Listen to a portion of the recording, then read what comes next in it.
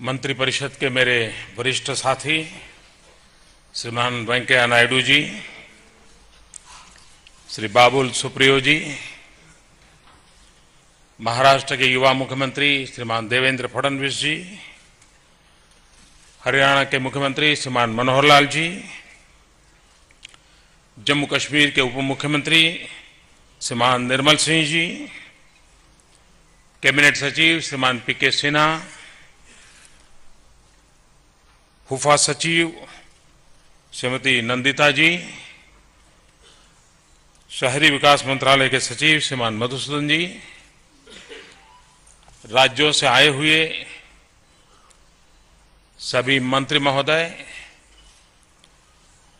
नगर और महानगरों से आए हुए अध्यक्ष और मेयर श्री,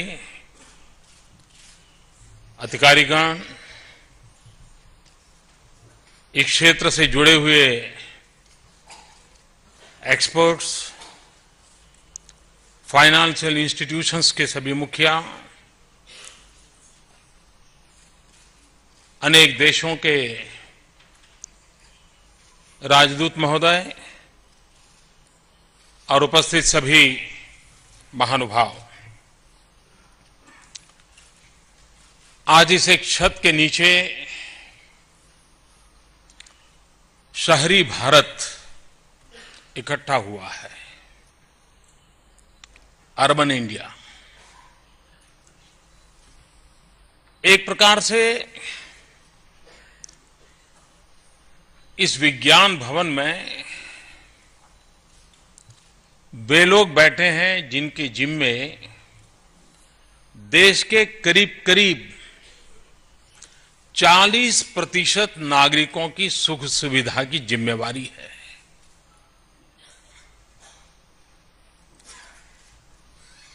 इस 40% जनसंख्या, करीब करीब 40%, जो या तो शहरों में जीवन गुजारा करती हैं या शहरों पर आधारित अपना जीवन गुजारा करती है, उनको क्वालिटी ऑफ लाइफ कैसे मिले,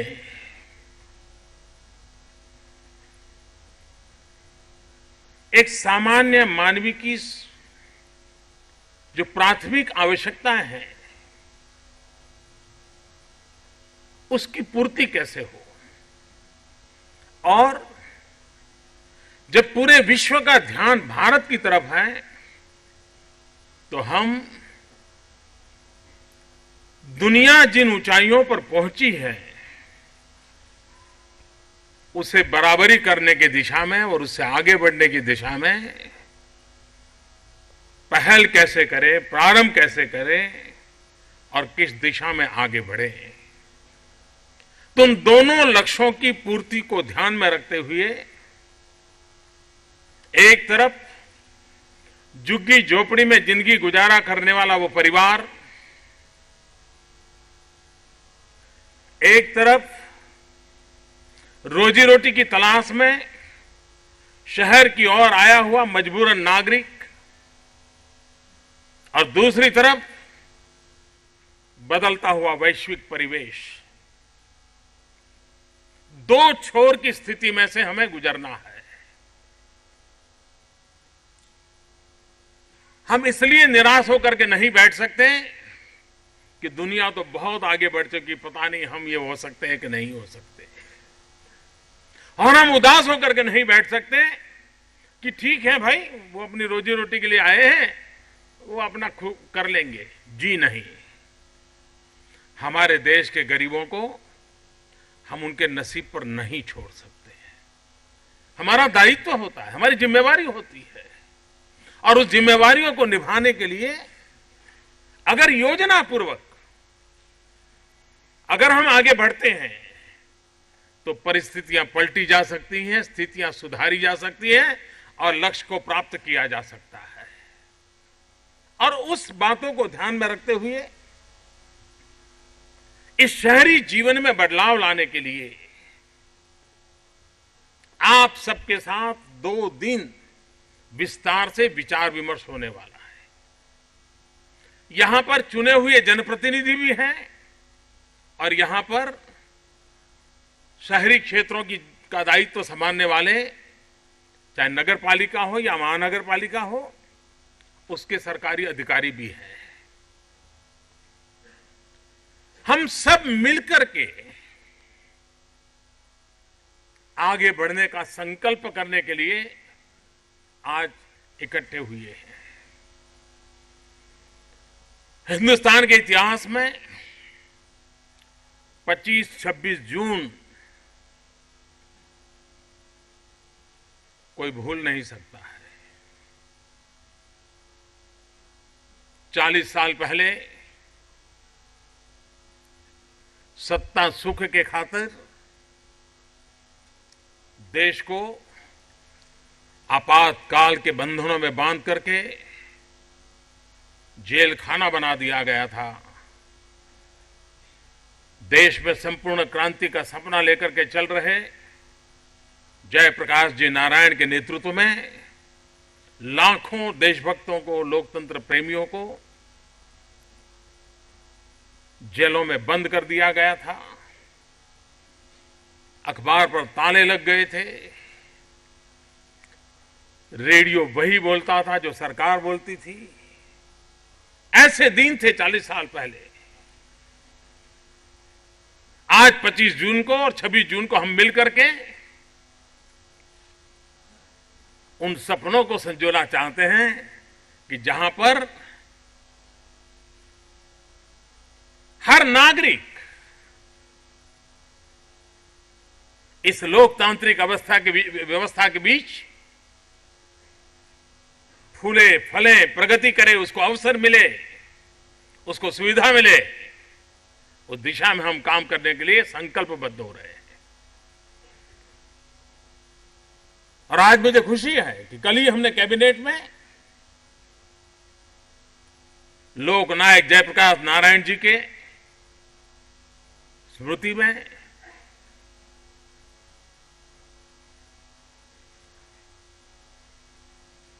एक राष्ट्रीय स्मारक बनाने का निर्णय किया है, जो लोकतंत्र प्रेमी नागरिकों के लिए हमेशा हमेशा वो दिशा दर्शक बनता रहेगा और विकास की सारी योजनाएं, यात्राएं जन सामान्य के सहयोग से, जन सामान्य की भागीदारी से कैसे आगे बढ़े, उस दिशा में हम निरंतर प्रयत्नरत करना चाहते हैं।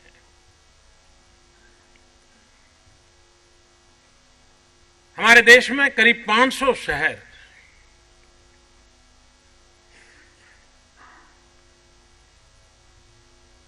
ज्यादातर गांव से रोजी रोटी कमाने के लिए लोग आते ही चले जा रहे हैं। बहुत तेजी से हमारा अर्बनाइजेशन हो रहा है। अच्छा होता आज से 25-30 साल पहले हमने अर्बनाइजेशन को एक अपॉर्चुनिटी समझा होता, अर्बनाइजेशन को एक अवसर माना होता। छोटी जगह में थिकली पॉपुलेटेड लोग एक प्रकार से देश की इकोनॉमी के ड्राइविंग फोर्स होते हैं। उस शक्ति को हमने पहचाना होता और हमारे अर्बन ग्रोथ इंजन के रूप में हमारी विकास यात्रा में उसकी भूमिका को हमने जाना होता और उसके प्रकार से उसको ताकत दी होती, तो हम भी आज दुनिया के उन समृद्ध और प्रगतिशील शहरों के बराबरी कर पाए होते। लेकिन देर आए दुरुस्त आए। पहले क्या नहीं हुआ उसका रोना धोना गाते रहेंगे तो बात बननी नहीं है। पुराने अनुभव बहुत बुरे हैं, मैं जानता हूं, और उसी के आधार पर निराश बैठने की भी आवश्यकता नहीं है। अगर स्पष्ट विजन के साथ, लक्ष्य को प्राप्त करने के इरादे के साथ और नागरिक को केंद्र में रखते हुए अगर हम योजनाएं करते हैं, मैं नहीं मानता हूं कि कोई रुकावट आ सकती है। यहां 2 दिन में हमारे सामने कई शहरों के बेस्ट प्रैक्टिसेस के प्रत्यक्ष किए हुए कामों को प्रस्तुत किया जाएगा। अगर हैदराबाद टैक्सेशन सिस्टम में अनप्रेसिडेंटेड ग्रोथ कर सकता है, किसी भी प्रकार के नए टैक्सेस के बजाय भी कलेक्शन में इतना इंप्रूवमेंट कर सकता है, तो और शहर भी कर सकते हैं। अगर कर्नाटक सॉलिड वेस्ट मैनेजमेंट में उसमें से कंपोस्ट की प्रक्रिया के संबंध में अगर आगे बढ़ सकता है, तो और शहर भी बढ़ सकते हैं। ऐसा नहीं है कि कोई ऐसी चीजों की यहां चर्चा होने वाली है कि जो कभी हमने सुना भी नहीं, सोचा भी नहीं। हम उन्हीं चीजों को करना चाहते हैं जो ये देश कर सकता है और किसी ने करके दिखाया है। अब उसको हमने सब मिलकर के आगे बढ़ाना है। आप देखिए, देश का रुतबा बदल सकता है। अब छत्तीसगढ़ जैसा प्रदेश माओवाद के कारण परेशानियों से जूझ रहा प्रदेश, जंगलों की रक्षा करना एक बहुत बड़ा दायित्व वाला प्रदेश, उसने ओपन डिफेक्शन के खिलाफ एक बड़ा आंदोलन खड़ा किया है। और उनकी कोशिश है कि हम छत्तीसगढ़ को ओपन डिफेक्शन से मुक्त कर देंगे। एक लक्ष्य लेकर के अगर नेतृत्व चल पड़ता है तो स्थितियां बदली जा सकती है। छुटपुट बहुत कुछ हो रहा है। इस योजना के तहत उन सारे अनुभवों के आधार पर, यानी कोई हवाई बातें नहीं, उन अनुभवों के आधार पर एक कदम और कैसे आगे बढ़ा जाए, पहले से कुछ अच्छा कैसे किया जाए, एक जगह पे होता है वो सब जगह पे कैसे हो। कुछ लोग करते हैं, हम मिलकर के सब लोग क्यों न करें, उस भाव को पैदा करने का प्रयास है। भारत जिस तेजी से अर्बनाइज हो रहा है, एक प्रकार से यूरोप के किसी छोटा देश देखें तो हिंदुस्तान में हर वर्ष एक नया देश जन्म लेता है शहरों में। मतलब हमारे सामने कितनी बड़ी चुनौती है। उस चुनौती को पार करने के लिए हमने निश्चित योजनाओं के साथ आगे बढ़ना पड़ेगा। कुछ कानूनी बाधाएं होगी तो उसके रास्ते खोजने पड़ेंगे। आर्थिक व्यवस्थाओं की भी व्यवस्था होगी, उसके संबंध में स्थानीय इकाई, राज्य सरकार, केंद्र सरकार, सबने मिलकर के एक मॉडल खड़ा करना होगा ताकि हम पैसों के कारण अटके नहीं। आज PPP model, public private partnership का मॉडल करीब करीब स्वीकृत हो चुका है। उसको कैसे हम बल दें। हम ज्यादा से ज्यादा अर्बन इंफ्रास्ट्रक्चर के लिए फॉरेन डायरेक्ट इन्वेस्टमेंट को कैसे लाएं। हम आर्थिक संसाधनों को विश्व में जहां से भी प्राप्त कर सकते हैं कैसे प्राप्त करें, लेकिन निर्धारित समय में हम इन स्थितियों को कैसे बदले। किसी भी इंसान, गरीब से गरीब इंसान का एक सपना होता है, खुद का अपना घर हो। और एक बार अगर खुद का घर हो जाता है तो फिर वो सपने संजोने लग जाता है। जब मकान मिलता है तो सिर्फ छत नहीं मिलती, 4 दीवारें नहीं मिलती हैं। जब गरीब को घर मिलता है तो धीरे धीरे उसके इरादे भी बदलने लग जाते हैं। घर मिलते ही मन करता है यार एक आध दरी ले आए तो अच्छा होगा, फिर मन करता है यार 2 कुर्सी लाए तो अच्छा होगा, फिर करता है नहीं यार टीवी मिल जाए तो अच्छा होगा, फिर लगता है ये सब करना है तो थोड़ी ज्यादा मेहनत करे तो अच्छा होगा, फिर कर लगता है फालतू खर्चा करता था अब उसको थोड़ा पैसे बचाऊंगा अगले महीने ये लाऊंगा। जीवन में बदलाव शुरू हो जाता है और वही सेल्फ मोटिवेशन इन कारणों से आता है। हमारी कोशिश ये है सिर्फ मकान देना, यानी एक परिवार को जो कि बेघर है वो घर वाला बने, इतना नहीं, उसको जीवन जीने की हैसियत देना, उसके मन में जीवन जीने का उमंग भरना, उसके जीवन में जीवन को साकार होने का आनंद देखने को मिले और आने वाली पीढ़ियों को देने का उसका सपना पूरा हो, ऐसा एक माहौल बनाने का इरादा है। शहरों में करीब करीब 2 करोड़ से ज्यादा परिवार, उनके लिए घर बनाने हैं। अब हमारा देश ऐसा है कि अगर नहीं बना तो जवाब मुझसे मांगा जाएगा। कोई उनसे जवाब नहीं मांगेगा कि ये 2 करोड़ बेघर रहे क्यों, कोई नहीं मांगेगा। है देश का स्वभाव है, क्या करेंगे, हमें उसी से गुजारा करना है। लेकिन कोई कुछ कह देगा, इस डर के कारण हम काम करना छोड़ दें तो देश का कभी भला नहीं होगा।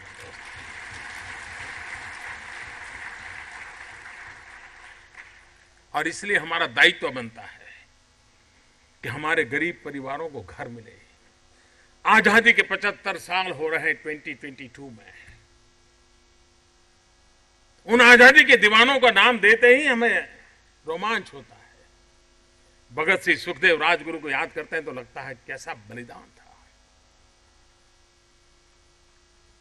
गांधी, सरदार, उनकी विरासत को देखते हैं तो लगता है कितना कष्ट झेला था। उन्होंने जो सपने देखे थे, उन सपनों में क्या ये भी एक सपना नहीं था कि आजाद हिंदुस्तान में हर परिवार के पास अपना एक घर हो? मैं मानता हूं आजादी के 75 साल जब हम मना रहे हैं तब हमारे भीतर एक आवाज उठनी चाहिए कि मेरे देश के अंदर कोई गरीब ऐसा ना हो कि जिसको फुटपाथ पर या झुग्गी झोपड़ी में जिंदगी गुजारने के लिए मजबूर रहना पड़े। यह हम बदलेंगे, यह हमारा दायित्व है। और एक बार इस मिजाज को लेकर के यहां से निकलेंगे तो रास्ते अपने आप मिल जाएंगे। आज शहरों का विकास कैसे हो रहा है? आप किसी भी शहर में जाकर के पूछिए, बहुत कम शहर ऐसे मिलेंगे कि जहां पर 5 साल के बाद शहर कैसा होगा उसका कोई खाका कागज पे मिलेगा। 10 साल के बाद कैसा शहर होगा उसका खाका कागज पे मिलेगा नहीं। जो प्राइवेट प्रॉपर्टी डेवलपर है उनको तो पता होता है कि शहर इतना बढ़ेगा, इस दिशा में बढ़ेगा, फिर वो वहां जमीन ले लेगा, योजनाएं डाल देगा, मकान तो खड़े कर देगा, लेकिन जिंदगी जीने योग्य व्यवस्थाएं पहुंचती नहीं है।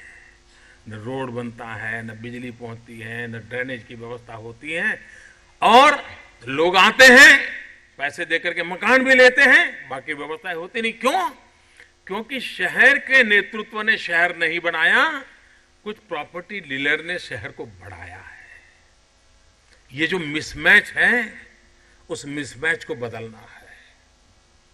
शहर कैसा बढ़ेगा, कब जाएगा, कहां, किस रास्ते आगे बढ़ेगा, वेस्ट में बढ़ेगा कि ईस्ट में बढ़ेगा, समाज के छोटे से छोटे व्यक्ति के लिए भी उसमें क्या जगह होगी, ये प्लान जब तक शहर का नेतृत्व दीर्घ दृष्टि के साथ नहीं करता है ये स्थिति बनी रहेगी।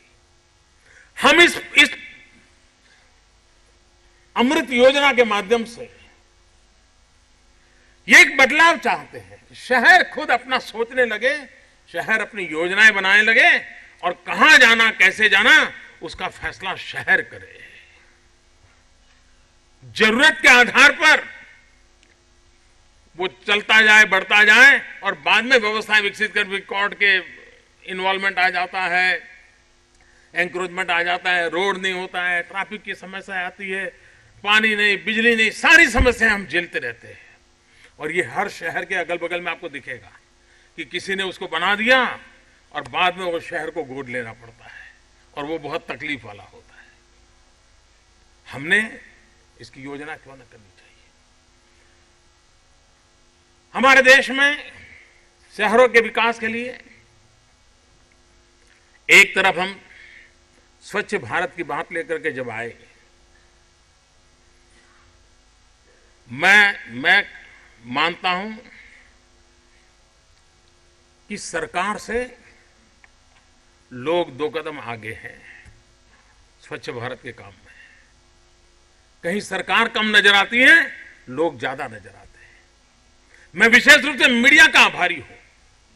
मैं देख रहा हूं, वरना मुझे याद है कि मैं 15 अगस्त को जब स्वच्छ भारत की बात करके निकला तो मुझे डर लगता था, ये रोज मेरे बाल नोच लेंगे कि यहां कूड़ा है, यहां कचरा है, डिकना है, फलाना। लेकिन मैं आज उन सबको सलाम करता हूं जिन्होंने ऐसा नहीं किया। उन्होंने नागरिकों को ट्रेन करने का काम उठाया और सभी मीडिया के लोग कर रहे हैं, अपने अपने तरीके से कर रहे हैं। लोगों को समझा रहे कि क्यों कूड़ा यहां पर ये है, तुम यहां क्यों फेंकते नहीं हो। मैं समझता हूं जब इतिहास लिखा जाएगा, मीडिया के स्वच्छ भारत के अभियान का जो नेतृत्व आज मीडिया कर रहा है, देश में बदलाव लाने का वो कारण बनेगा। मैं देख रहा हूं बदला जा सकता है ये।